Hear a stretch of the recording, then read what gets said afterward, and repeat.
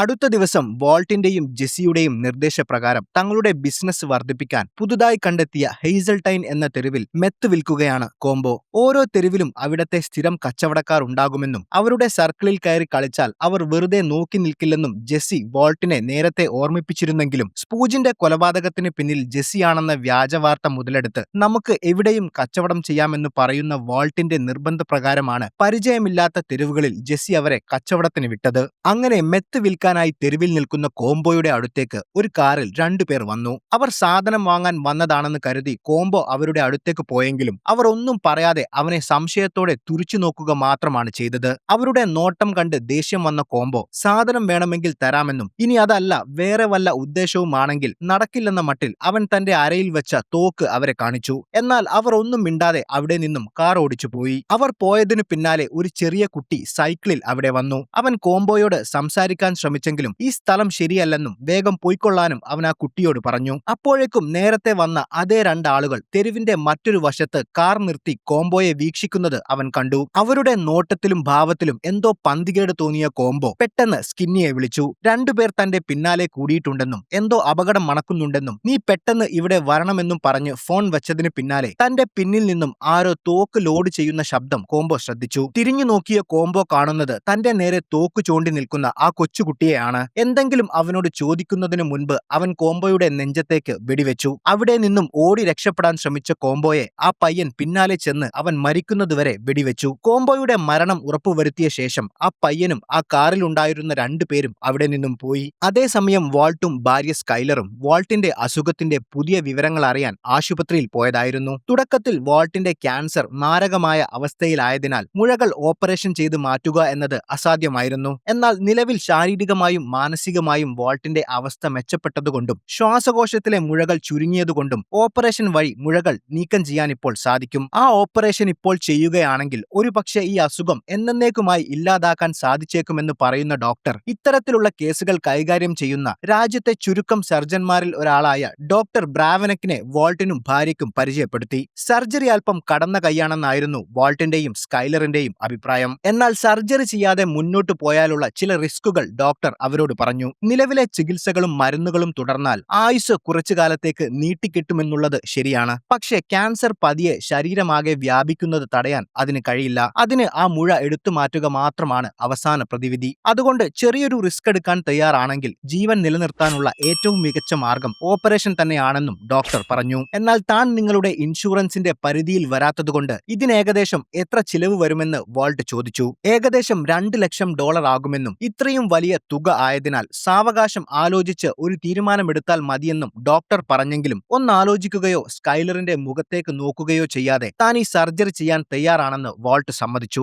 വാൾട്ടിന്റെ ഈ തീരുമാനത്തിൽ അമ്പരന്ന സ്കൈലർ നമുക്കൊന്ന് ആലോചിച്ച ശേഷം തീരുമാനിച്ചാൽ പോരെ എന്ന് ചോദിച്ചെങ്കിലും ഇതാണ് ശരിയായ തീരുമാനമെന്ന് വാൾട്ട് ഉറപ്പിച്ചു പറഞ്ഞു. വാൾട്ടിന്റെ തീരുമാനത്തോട് യോജിക്കുന്ന ഡോക്ടർ വാൾട്ടിന്റെ ശ്വാസകോശത്തിലെ നീർക്കെട്ട് മാറാൻ 2 ആഴ്ച കൂടി കാത്തിരിക്കാമെന്നും അതിനുശേഷം സർജറി ചെയ്യാമെന്നും പറഞ്ഞു. എന്നാൽ 2 ആഴ്ച കഴിഞ്ഞാണ് സ്കൈലറിന്റെ പ്രസവ സമയത്ത് വാൾട്ട് കൂടെ വേണമെന്ന് സ്കൈലർ പറഞ്ഞപ്പോൾ എങ്കിൽ അതിനുശേഷം സർജറി നടത്താമെന്ന് ഡോക്ടർ സമ്മതിച്ചു. ശേഷം സ്കൂളിലെത്തിയ വാൾട്ട് തന്റെ രണ്ടാമത്തെ ഫോൺ പരിശോധിച്ചപ്പോൾ ജെസ്സിയുടെ ഫോണിൽ നിന്നും വന്ന ഒരുപാട് കോളുകളും മെസ്സേജുകളും കണ്ട് അവനെ തിരിച്ചു വിളിച്ചു. ഇത്രയും നേരമായിട്ടും ഫോൺ എടുക്കാത്തതിന് ജെസ്സി വാൾട്ടിനോട് ദേഷ്യപ്പെട്ടു. താൻ ജോലിയിലായിരുന്നുവെന്നും എന്താണ് കാര്യമെന്നും വാൾട്ട് ചോദിച്ചു. വളരെ സങ്കടത്തോടെ കോംബോ വെടിയേറ്റ് മരിച്ച വിവരം ജെസ്സി വാൾട്ടിനെ അറിയിച്ചു. എന്നാൽ വളരെ നിസ്സാരമായാണ് വാൾട്ട് ആ വാർത്തയെ നേരിട്ടത്. നിന്റെ കൂടെയുള്ള 3 പേരിൽ ആരായിരുന്നു അവനെന്ന വാൾട്ടിന്റെ ചോദ്യം ജെസ്സിയെ വല്ലാതെ ചൊടിപ്പിച്ചു. നമ്മുടെ ബിസിനസ്സിൽ പങ്കാളിയായ ഒരുത്തൻ നമുക്ക് വേണ്ടി ജോലി ചെയ്യുന്നതിനിടയിൽ കൊല്ലപ്പെട്ടു എന്ന വാർത്ത കേട്ട നിങ്ങൾ എന്നോട് അങ്ങനെ ചോദിക്കാൻ പാടില്ലായിരുന്നു എന്ന് പറഞ്ഞ് ജെസ്സി വാൾട്ടിനോട് ദേഷ്യപ്പെട്ടു. വാൾട്ട് മറുപടി പറയാൻ ശ്രമിച്ചെങ്കിലും നിങ്ങളൊരു കണ്ണിൽ ചോരയില്ലാത്ത നീചനാണെന്ന് പറഞ്ഞ് ജെസ്സി ഫോൺ കട്ട് ചെയ്തു.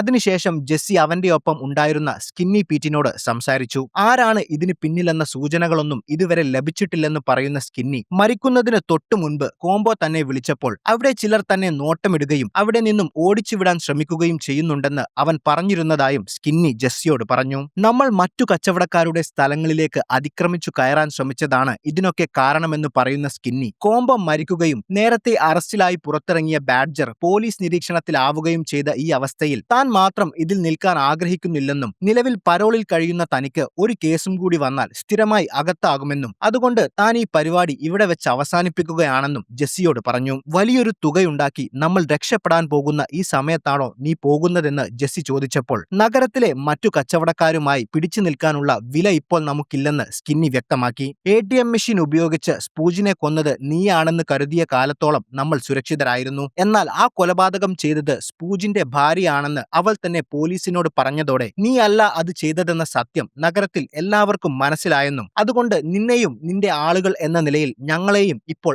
ആർക്കും ഭയമില്ലെന്നും സ്കിന്നി പറഞ്ഞു. ഈ വിവരം എല്ലാവർക്കും അറിയാമായിരുന്നിട്ടും നീ എന്തുകൊണ്ട് എന്നോട് ഇതുവരെ പറഞ്ഞില്ല എന്ന് ജെസ്സി ചോദിച്ചപ്പോൾ ഞങ്ങൾക്ക് നിന്നോടുള്ള ഇഷ്ടം കൊണ്ടാണെന്നായിരുന്നു സ്കിന്നിയുടെ മറുപടി. എല്ലാം ശരിയാകുമെന്നും കൂടെ നിൽക്കാനും ജെസ്സി വീണ്ടും ആവശ്യപ്പെട്ടെങ്കിലും ജീവനിൽ കൊതിയുള്ളതുകൊണ്ട് ഞാൻ ഈ പണി നിർത്തുകയാണ്, നീ എന്നോട് ക്ഷമിക്കണമെന്ന് പറഞ്ഞ് സ്കിന്നി അവിടെ നിന്നും പോയി. ഈ പ്രശ്നത്തിന് ഒരു പരിഹാരം കണ്ടെത്തിയേ മതിയാകൂ എന്ന അവസ്ഥയിൽ ജെസ്സിയും വാൾട്ടും അവരുടെ വക്കീലായ സോളിനെ ചെന്ന് കണ്ടു. ബിസിനസ്സിൽ തങ്ങൾക്ക് ചെറിയൊരു തിരിച്ചടി നേരിട്ടെന്നും അത് ശരിയാക്കാൻ ഞങ്ങൾക്ക് നിങ്ങളുടെ സഹായം വേണമെന്നും വാൾട്ട് സോളിനോട് പറഞ്ഞു. ഈ പ്രശ്നങ്ങൾക്കെല്ലാം കാരണം വാൾട്ട് ആണെന്ന് പറയുന്ന ജെസ്സി കൂടുതൽ പണമുണ്ടാക്കാനുള്ള വാൾട്ടിന്റെ ആർത്തി കാരണമാണ് പരിചയമില്ലാത്ത സ്ഥലങ്ങളിൽ പോയി കച്ചവടം ചെയ്യേണ്ടി വന്നതും കോംബോ മരിക്കേണ്ടി വന്നതെന്നും തർക്കിച്ചു. എന്നാൽ ഒരു ഡിസ്ട്രിബ്യൂട്ടർ എന്ന നിലയിൽ നീ കാര്യങ്ങൾ അശ്രദ്ധമായി കൈകാര്യം ചെയ്തതുകൊണ്ടാണ് അവൻ മരിച്ചതെന്ന് വാൾട്ട് തിരിച്ചും തർക്കിച്ചു. ഇരുവരും തമ്മിലുള്ള തർക്കം മൂത്തപ്പോൾ സോൾ ഇടപെട്ട് രണ്ടുപേരെയും ശാന്തരാക്കി. ശേഷം നിലവിലെ പ്രശ്നങ്ങളുടെ കൂടുതൽ വിവരങ്ങൾ അവരോട് ചോദിച്ചു. തുടർന്ന് വാൾട്ട് കാര്യങ്ങൾ വിശദീകരിച്ചു.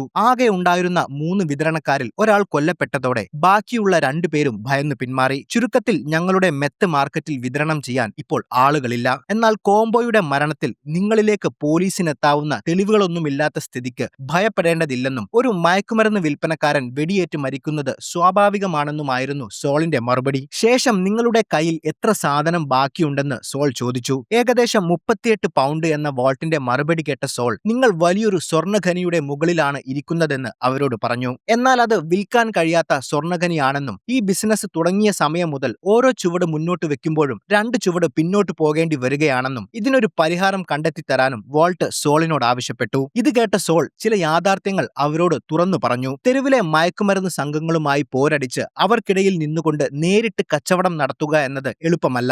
അതിനുള്ള ആരോഗ്യവും ധൈര്യവും നിങ്ങൾക്കില്ല. അതുകൊണ്ട് തന്നെ നിങ്ങൾ നേരിട്ട് വിൽക്കാൻ ശ്രമിക്കുന്നത് ഇന്നത്തോടെ നിർത്തുക. പകരം ബൾക്കായി നിങ്ങളുടെ സാധനം വാങ്ങുന്ന ഒരു ഡിസ്ട്രിബ്യൂട്ടറെ കണ്ടെത്തുക. എന്നാൽ കഴിഞ്ഞ തവണ അങ്ങനെയൊരു ശ്രമം നടത്തിയപ്പോൾ ചെന്ന് അവസാനിച്ചത് ടൂക്കോയെ പോലൊരു ഭ്രാന്തന്റെ അടുത്തായിരുന്നു. അതുകൊണ്ട് ആ പരിപാടിക്ക് തനിക്ക് താല്പര്യമില്ലെന്ന് വാൾട്ട് തീർത്തു പറഞ്ഞു. എന്നാൽ താൻ ഉദ്ദേശിച്ചത് ടൂക്കോയെ പോലൊരു ആളെ അല്ലെന്നും തികച്ചും പ്രൊഫഷണലായി ബിസിനസ് ചെയ്യുന്ന സാധനങ്ങൾ മൊത്തമായി മാത്രം വാങ്ങി നഗരത്തിന് പുറത്തേക്ക് കയറ്റുമതി ചെയ്യുന്ന ഒരാളെയാണെന്നും സോൾ പറഞ്ഞു. കഴിഞ്ഞ 20 വർഷമായി ഈ പണി ചെയ്തിട്ടും ഒരിക്കൽ പോലും പോലീസിന്റെ പിടിയിലാവാത്ത ആളാണതെന്നും സോൾ കൂട്ടിച്ചേർത്തു. അയാളെ നിങ്ങൾക്കറിയാമോ എന്ന് വാൾട്ട് ചോദിച്ചപ്പോൾ തനിക്ക് നേരിട്ടറിയില്ലെങ്കിലും എനിക്കറിയാവുന്ന ചിലർക്ക് അയാളെ അറിയാം, അതുകൊണ്ട് ഞാൻ അവർ വഴി അയാളെ ബന്ധപ്പെട്ട് ഒരു മീറ്റിംഗ് അറേഞ്ച് ചെയ്യാമെന്നും സോൾ പറഞ്ഞു. അയാളുടെ പേരെന്താണെന്ന് വാൾട്ട് ചോദിച്ചെങ്കിലും തനിക്കറിയില്ലെന്നായിരുന്നു സോളിന്റെ മറുപടി. പക്ഷേ വളരെ ശ്രദ്ധാലുവായ പുറം ലോകത്തിന് അധികം പിടികൊടുക്കാത്ത ഒരാളാണെന്നും കേട്ടിടത്തോളം അയാൾക്ക് വാൾട്ടിന്റെ സ്വഭാവത്തിനോട് നല്ല സാമ്യമുണ്ടെന്നും സോൾ തമാശ രൂപേണ പറഞ്ഞു. തിരികെ വീട്ടിലെത്തിയ ജെസ്സിയുടെ മനസ്സ് മുഴുവൻ കോംബോയുടെ മരണത്തിന് താനും ഒരു കാരണക്കാരനാണെന്ന കുറ്റബോധമായിരുന്നു. തന്നോടൊപ്പം ഉണ്ടായിരുന്ന കാമുകി ജെയിനോട് തൽക്കാലം അവളുടെ വീട്ടിലേക്ക് തിരികെ പോകാൻ അവൻ ആവശ്യപ്പെട്ടു. അവൾ എന്താണ് കാര്യമെന്ന് തിരക്കിയപ്പോൾ താൻ വല്ലാത്തൊരു മാനസികാവസ്ഥയിലാണെന്നും എന്നെപ്പറ്റി നിനക്കറിയാത്ത ചില കാര്യങ്ങളുണ്ടെന്നും അവൻ പറഞ്ഞു.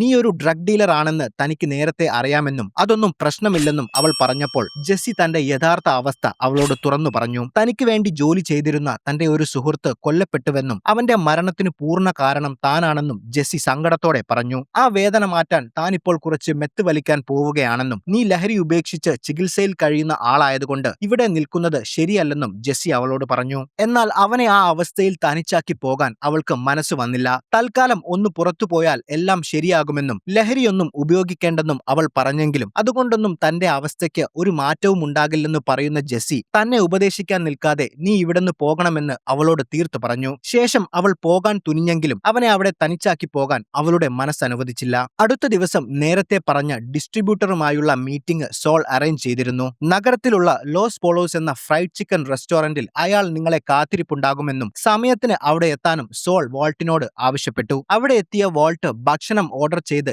ജെസ്സിയെ കാത്തിരുന്നു. തങ്ങൾ കാണാൻ വന്ന ആ മനുഷ്യൻ ഇവരിൽ ആരായിരിക്കുമെന്ന് അറിയാനുള്ള ആഗ്രഹം കൊണ്ട് അവിടെയുള്ള ഓരോരുത്തരെയും വാൾട്ട് ശ്രദ്ധിച്ചു. എന്നാൽ അവിടെയുള്ള എല്ലാവരെയും നിരീക്ഷിച്ചെങ്കിലും അയാൾ ആരാണെന്ന് വാൾട്ടിന് മനസ്സിലായില്ല. അപ്പോഴേക്കും അവിടെ എത്തിയ ജെസ്സി മെത്തടിച്ച് കിളി പോയ അവസ്ഥയിലായിരുന്നു. വന്നപാടെ ആളെവിടെ എന്ന് ചോദിക്കുന്ന ജെസ്സിയോട് താൻ അയാളെ ഇതുവരെ കണ്ടില്ലെന്നും അയാൾക്ക് നമ്മളെ അറിയുന്നതുകൊണ്ട് നമ്മളുടെ അടുത്തേക്ക് വരുമെന്നും പറഞ്ഞു. കുറച്ചുനേരം അവർ അവിടെ ഇരുന്നപ്പോഴേക്കും ഇനിയും കാത്തു നിൽക്കാൻ ആവില്ലെന്ന് പറഞ്ഞ് ജെസ്സി തിരികെ പോയി. കുറച്ചുനേരം കൂടി അവിടെ ഇരിക്കുന്ന വാൾട്ട് അയാളെ കാണുന്നില്ലെന്ന് കണ്ടതോടെ തിരിച്ചുപോയി. അതേസമയം സ്കൈലർ ആശുപത്രിയിൽ അവളുടെ പ്രസവത്തിന് മുൻപുള്ള അവസാന സ്കാനിങ്ങിലാണ്. അവളുടെ ശരീരത്തിലെ ഫ്ലൂയിഡിന്റെ അളവ് അല്പം കുറവാണെങ്കിലും അത് കുഞ്ഞിന്റെ വളർച്ചയെ ബാധിക്കാത്തതുകൊണ്ട് വലിയ പ്രശ്നമില്ലെന്നും അടുത്ത ആഴ്ച ഒരു അൾട്രാസൗണ്ട് സ്കാനിംഗ് കൂടി ചെയ്ത് കാര്യങ്ങൾ നിരീക്ഷിക്കാമെന്നും ഡോക്ടർ അവളോട് പറഞ്ഞു. അപ്പോഴേക്കും അവിടെ എത്തിയ വാൾട്ട് വൈകിയതിന്റെ പേരിൽ അവരോട് ക്ഷമ ചോദിച്ചെങ്കിലും നേരത്തെ വീട്ടിൽ നിന്നും ഇറങ്ങാത്തതിന്റെ പേരിൽ സ്കൈലർ അവനെ കുറ്റപ്പെടുത്തി. അവിടെ വെച്ച് കുഞ്ഞിന്റെ സ്കാനിംഗ് ചിത്രം കാണുന്ന വാൾട്ടിന് വളരെയധികം സന്തോഷമായി. ശേഷം ഡെലിവറിയെക്കുറിച്ച് സംസാരിക്കുന്ന അവർ ആദ്യത്തെ പ്രസവത്തിൽ ബുദ്ധിമുട്ടുകൾ നേരിട്ടതുകൊണ്ടും ശരീരത്തിൽ ഫ്ലൂയിഡിന്റെ അംശം കുറവായതുകൊണ്ടും കുഞ്ഞിന്റെ സുരക്ഷയെ കരുതി സിസേറിയൻ ചെയ്യാമെന്ന് തീരുമാനിച്ചു. ആശുപത്രിയിൽ നിന്നും പുറത്തിറങ്ങിയ സ്കൈലർ താൻ ഇപ്പോൾ വീട്ടിലേക്കില്ലെന്നും ഓഫീസിൽ തന്റെ സുഹൃത്തും കമ്പനി ഉടമയുമായ ടെഡിന്റെ ജന്മദിനാഘോഷം നടക്കുകയാണെന്നും അതിനുള്ള കേക്ക് വാങ്ങാമെന്ന് താൻ ഏറ്റുപോയെന്നും വാൾട്ടിനോട് പറഞ്ഞു. വാൾട്ടിന് അതത്ര ഇഷ്ടപ്പെട്ടില്ലെങ്കിലും അവളെ തടയാൻ അവന് കഴിയുമായിരുന്നില്ല. അവർ പരസ്പരം യാത്ര പറഞ്ഞ് അവിടെ നിന്നും പിരിഞ്ഞു. തിരികെ ഓഫീസിലെത്തിയ സ്കൈലറും മറ്റു ജോലിക്കാരും ടെഡിന്റെ പിറന്നാൾ ആഘോഷത്തിനായി ഒത്തുകൂടി. തനിക്കായി ഒരുക്കിയ കേക്ക് കാണുന്ന ടെഡ് സന്തോഷത്തോടെ എല്ലാവർക്കും നന്ദി പറഞ്ഞു. മെഴുകുതിരികൾ പെട്ടെന്ന് ഉരുകിത്തീരുമെന്നും അതിനു മുൻപ് വേഗം ഒരു ആഗ്രഹം മനസ്സിൽ വിചാരിക്കാനും എല്ലാവരും ടെഡിനോട് ആവശ്യപ്പെട്ടു. ബിസിനസ് വളരെ മോശമായിരിക്കുന്ന ഈ അവസ്ഥയിൽ എന്താഗ്രഹിക്കണമെന്ന് എനിക്കറിയില്ല എന്ന് പറയുന്ന ടെഡ് ഒടുവിൽ തന്റെ ആഗ്രഹം പറഞ്ഞു. സ്കൈലർ തനിക്ക് വേണ്ടി ഒരു പാട്ട് പാടണം. എന്നാൽ ഒരു കാരണവശാലും താൻ പാടില്ലെന്ന് സ്കൈലർ പറഞ്ഞെങ്കിലും എല്ലാവരുടെയും നിർബന്ധപ്രകാരം സ്കൈലർ അവന് വേണ്ടി ഒരു പാട്ട് പാടി. അതേസമയം സ്കൂളിലെത്തിയ വാൾട്ട് സോളിനെ വിളിച്ച് സംസാരിച്ചു. താൻ ഏകദേശം 2-3 മണിക്കൂർ നിങ്ങൾ പറഞ്ഞ ആ റെസ്റ്റോറന്റിൽ പോയി ഇരുന്നുവെന്നും തന്നെ കാണാനോ സംസാരിക്കാനോ നിങ്ങൾ പറഞ്ഞ ആ ഡിസ്ട്രിബ്യൂട്ടർ അവിടെ വന്നില്ലെന്നും പറഞ്ഞു. എന്നാൽ തനിക്ക് കിട്ടിയ വിവരമനുസരിച്ച് അയാൾ അവിടെ ഉണ്ടായിരുന്നുവെന്നും എന്തുകൊണ്ട് അയാൾ നിങ്ങളുടെ അടുത്തേക്ക് വന്നില്ലെന്ന് എനിക്കറിയില്ലെന്നും സോൾ മറുപടി നൽകി. എങ്കിൽ അയാൾ എവിടെയായിരുന്നു എന്ന വാൾട്ടിന്റെ ചോദ്യത്തിന് ഒരു പക്ഷേ അയാൾ ദൂരെ നിന്ന് നിങ്ങളെ നിരീക്ഷിച്ചപ്പോൾ നിങ്ങളുടെ രീതികൾ അയാൾക്ക് ഇഷ്ടപ്പെട്ടു കാണില്ല. എന്തായാലും ഇനി അതൊന്നും പറഞ്ഞിട്ട് കാര്യമില്ലെന്നും കാരണം നിങ്ങളുമായുള്ള കച്ചവടത്തിന് അയാൾക്ക് താല്പര്യമില്ല എന്നാണ് എനിക്ക് കിട്ടിയ വിവരമെന്ന് സോൾ പറഞ്ഞു. തന്നെ നേരിട്ട് കാണുകയോ സംസാരിക്കുകയോ ചെയ്യാതെ ഇങ്ങനെയൊരു തീരുമാനമെടുക്കാൻ അയാൾക്ക് എങ്ങനെ കഴിയുമെന്ന് സോളിനോട് ചോദിക്കുന്ന വാൾട്ട് അയാളെ വീണ്ടും വിളിക്കാൻ ആവശ്യപ്പെട്ടു. എന്നാൽ തനിക്കറിയാവുന്ന ഒരാൾ വഴിയാണ് അയാളെ ബന്ധപ്പെട്ടതെന്നും അയാൾ ഇനി ഫോൺ എടുക്കാൻ വഴിയില്ലെന്നും പറയുന്ന സോൾ താൻ വേറെ എന്തെങ്കിലും വഴി നോക്കാമെന്നും പക്ഷെ വലിയ പ്രതീക്ഷയൊന്നും വേണ്ടെന്നും പറഞ്ഞു. കാരണം ഇത്രയും വലിയ അളവിൽ സാധനം ഒറ്റ പേയ്മെന്റിൽ എടുക്കാൻ കഴിയുന്ന മറ്റാരും നഗരത്തിലില്ലെന്നും പറഞ്ഞ് ആ സംഭാഷണം അവസാനിപ്പിച്ചു. കയ്യിൽ വന്ന വലിയൊരു അവസരം നഷ്ടപ്പെട്ടല്ലോ എന്ന നിരാശയിൽ വാൾട്ടിന് ദേഷ്യം സഹിക്കാനായില്ല. എന്നാൽ കയ്യിൽ വന്ന ആ അവസരം വിട്ടുകളയാൻ വാൾട്ടിന്റെ മനസ്സനുവദിച്ചില്ല. എന്തു തന്നെ ആയാലും ഒരു വട്ടം കൂടി അവിടെ പോയി അയാളെ അന്വേഷിക്കാൻ വാൾട്ട് തീരുമാനിച്ചു. വാൾട്ട് നേരെ ലോസ് പോളോസ് എന്ന ആ റെസ്റ്റോറന്റിലേക്ക് വീണ്ടും പോയി. കഴിക്കാൻ ഭക്ഷണം വാങ്ങിയ വാൾട്ട് അവിടെ ഇരുന്ന് കടയുടെ പുറത്തും അകത്തുമുള്ളവരെ വ്യക്തമായി നിരീക്ഷിക്കാൻ തുടങ്ങി. സമയം ഒരുപാട് വൈകിയെങ്കിലും വാൾട്ട് പോകാൻ തയ്യാറായില്ല.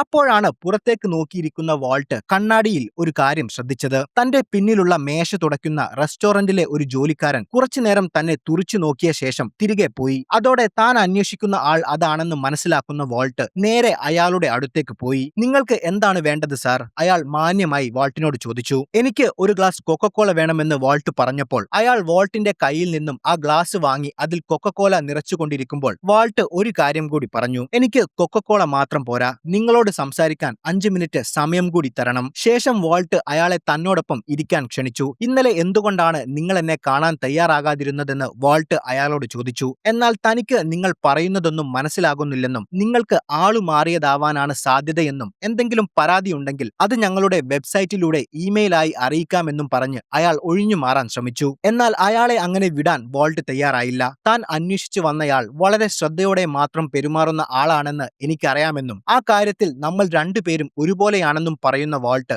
നിങ്ങൾ ആരാണെന്ന് എനിക്കറിയാമെന്നും എനിക്കൊരവസരം കൂടി നിങ്ങൾ നൽകണമെന്നും പറഞ്ഞു. അടുത്ത നിമിഷം അയാളുടെ മുഖത്തെ ചിരിയും സൗമ്യതയും മാഞ്ഞു. തികഞ്ഞ ഗൗരവത്തോടെ അയാൾ സംസാരിക്കാൻ തുടങ്ങി. നമ്മൾ തമ്മിൽ ഒരു കാര്യത്തിലും യാതൊരു സാമ്യവുമില്ല മിസ്റ്റർ വൈറ്റ്. നിങ്ങൾ ശ്രദ്ധയോടെ കാര്യങ്ങൾ ചെയ്യുന്നവനല്ലെന്ന് അയാൾ തുറന്നടിച്ചു. ഇന്നലെ നിങ്ങളുടെ പാർട്ട്ണർ വൈകിയാണ് വന്നത്. മാത്രവുമല്ല അവൻ ലഹരി ഉപയോഗിച്ചിട്ടുമുണ്ടായിരുന്നു. എപ്പോഴും ലഹരി ഉപയോഗിക്കുന്ന ഒരാളെ പാർട്ട്ണറായി നിർത്തിയത് തെറ്റായ തീരുമാനമാണ്. അങ്ങനെയൊരാളുമായി ബിസിനസ് ചെയ്യാൻ എനിക്ക് താല്പര്യമില്ലെന്ന് അയാൾ തീർത്തു പറഞ്ഞു. ഇതിനെല്ലാം മറുപടിയായി വാൾട്ട് സംസാരിച്ചത് താൻ ഉണ്ടാക്കുന്ന മെത്തിനെ കുറിച്ചാണ്. ഇന്ന് മാർക്കറ്റിൽ കിട്ടാവുന്നതിൽ വെച്ച് ഏറ്റവും ശുദ്ധവും രാസപരമായി ഏറ്റവും പൂർണ്ണതയുള്ളതും തന്റെ പ്രൊഡക്റ്റ് ആണെന്നും നിലവിലെ വിലയുടെ ഇരട്ടി ചോദിച്ചാലും തന്റെ മെത്തിന് ആളുകൾ പണം നൽകുമെന്നും പറയുന്ന വാൾട്ട് ബിസിനസ് നമ്മൾ തമ്മിലാണെന്നും എന്റെ പാർട്ട്ണറെ നിങ്ങൾ ഇനി കാണുകയോ അവനുമായി ഇടപെടുകയോ വേണ്ടെന്നും അങ്ങനെ ഒരാൾ ഉണ്ടെന്ന് നിങ്ങൾ മറന്നേക്കൂ എന്നും പറഞ്ഞു. വാൾട്ടിന്റെ മെത്തിന്റെ ക്വാളിറ്റിയെക്കുറിച്ച് മുമ്പേ അറിയാവുന്ന അയാൾ അതൊക്കെ ശരിവെച്ചു. എങ്കിലും എന്തുകൊണ്ട് മുഴുവൻ സമയവും ലഹരി ഉപയോഗിച്ച് നടക്കുന്ന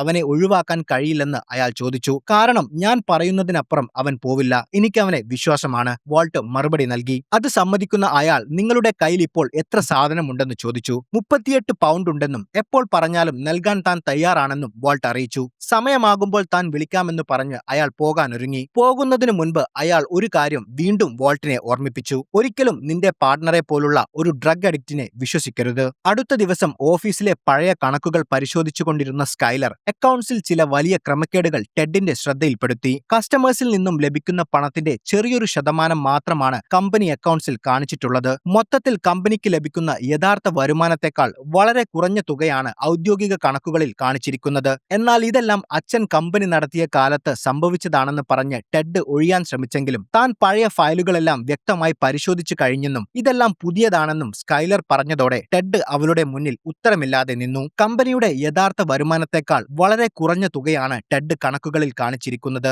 കഴിഞ്ഞ 2 വർഷമായി ഏകദേശം $1 മില്യൺ വരുമാനം അയാൾ കണക്കുകളിൽ നിന്നും പൂർണ്ണമായും മറച്ചുവെച്ചു. കമ്പനിയുടെ ലാഭം കുറവാണെന്ന് രേഖകളിൽ കാണിച്ചാൽ സർക്കാരിലേക്ക് അടയ്ക്കേണ്ട നികുതിയും കുറയും. താൻ ചെയ്ത ഈ കുറ്റം അവളോട് ഏറ്റുപറയുന്ന ടെഡ് എന്തിനാണ് താൻ ഇത് ചെയ്തതെന്നും അവളോട് വിശദീകരിച്ചു. കഴിഞ്ഞ 2 വർഷമായി കമ്പനി വലിയ സാമ്പത്തിക തകർച്ചയിലായിരുന്നു. തന്റെ അച്ഛൻ പടുത്തുയർത്തിയ കമ്പനി നഷ്ടപ്പെടാതിരിക്കാനും അവിടെ ജോലി ചെയ്യുന്ന സാധാരണക്കാരായ ജീവനക്കാരുടെ ജോലിയും കുടുംബവും സംരക്ഷിക്കാനും വേണ്ടിയാണ് താൻ ഈ കുറ്റകൃത്യം ചെയ്തതെന്നും ഇതിന്റെ പേരിൽ നീ എന്നെ പോലീസിന് ഒറ്റിക്കൊടുക്കരുതെന്നും ടെഡ് അവളോട് പറഞ്ഞു. ഞാൻ നിന്നെ ഒറ്റിക്കൊടുക്കില്ല എന്ന് പറയുന്ന സ്കൈലർ പക്ഷേ ഈ ചതിയുടെ ഭാഗമാകാൻ എനിക്ക് കഴിയില്ലെന്നും ഞാൻ ജോലി വിടുകയാണെന്നും പറഞ്ഞു. നീ പോകരുതെന്നും എല്ലാം നമുക്ക് ശരിയാക്കാമെന്നും ടെഡ് പറഞ്ഞെങ്കിലും അവൾ ഒന്നും പറഞ്ഞില്ല. അതേസമയം കോംബോയുടെ മരണം ജെസ്സിയെ മാനസികമായി വല്ലാതെ തളർത്തിയിരുന്നു. മുൻപെങ്ങും തോന്നാത്ത വല്ലാത്തൊരു ഭയം അവനെ പിടികൂടിയിരുന്നു. അങ്ങനെയിരിക്കെ അവന് സ്കിന്നിയുടെ ഒരു വോയിസ് മെസ്സേജ് വന്നു. കോംബോയുടെ മരണാനന്തര ചടങ്ങുകളെക്കുറിച്ചായിരുന്നു സ്കിന്നി ആ സന്ദേശത്തിൽ പറഞ്ഞത്.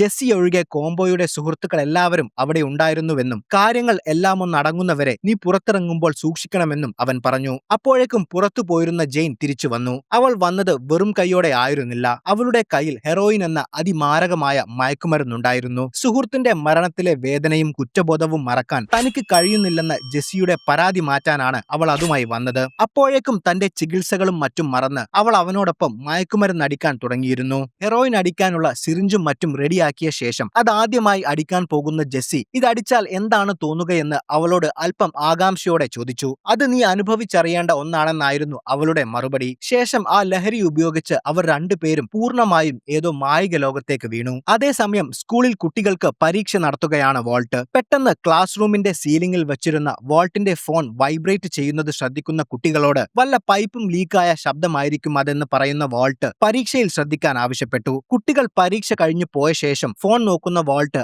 അതിലൊരു മെസ്സേജ് കണ്ടു. പോളോസ്. അത് നേരത്തെ ആ ഡിസ്ട്രിബ്യൂട്ടറെ കണ്ട റെസ്റ്റോറന്റിന്റെ പേരായിരുന്നു. അതോടെ അയാൾ എന്തോ ഡീൽ സംസാരിക്കാനാണ് വിളിക്കുന്നതെന്ന് മനസ്സിലാക്കിയ വാൾട്ട് ഒട്ടും സമയം കളയാതെ അങ്ങോട്ട് പോയി. റെസ്റ്റോറന്റിലെത്തിയ വാൾട്ട് അയാളെ അവിടെയെല്ലാം തിരഞ്ഞിട്ടും കണ്ടില്ല. അയാൾ അവിടുത്തെ മാനേജർ ആണെന്ന് കരുതിയ വാൾട്ട് അവിടുത്തെ സ്റ്റാഫിനോട് മാനേജറെ കാണേണ്ട ആവശ്യമുണ്ടെന്നും അയാൾ എവിടെയാണെന്നും ചോദിച്ചു. എന്നാൽ താനാണ് ഇവിടുത്തെ മാനേജർ എന്നായിരുന്നു അവളുടെ മറുപടി. കഴിഞ്ഞ ആഴ്ച താൻ ഇവിടെ വന്നപ്പോൾ കണ്ട മെലിഞ്ഞ് കണ്ണട വെച്ച ഒരു വ്യക്തിയെക്കുറിച്ചാണ് താൻ ചോദിക്കുന്നതെന്ന് വാൾട്ട് വ്യക്തമാക്കി. അയാൾ ലോസ് പോളോസിന്റെ ഓണറായ ഗസ് എന്ന് വിളിക്കുന്ന ഗസ്റ്റാവോ ഫ്രിങ് ആണെന്നും ഇതുപോലെ 14 റെസ്റ്റോറന്റ് ഉള്ളതിനാൽ അതിൽ ഏതിലെങ്കിലും ഒന്നിലായിരിക്കും ഉള്ളതെന്നും അവൾ പറഞ്ഞു. അയാളുടെ നമ്പർ വാൾട്ട് ചോദിച്ചെങ്കിലും നൽകാൻ കഴിയില്ലെന്ന് അവർ പറഞ്ഞതോടെ വാൾട്ട് പുറത്തേക്ക് നടക്കാൻ തുടങ്ങി. അപ്പോഴാണ് അവിടെ നിന്നിരുന്ന മറ്റൊരാൾ വാൾട്ടിന്റെ അടുത്തേക്ക് വന്നത്. 38 പൗണ്ട് മെത്തിന് $12 ലക്ഷം.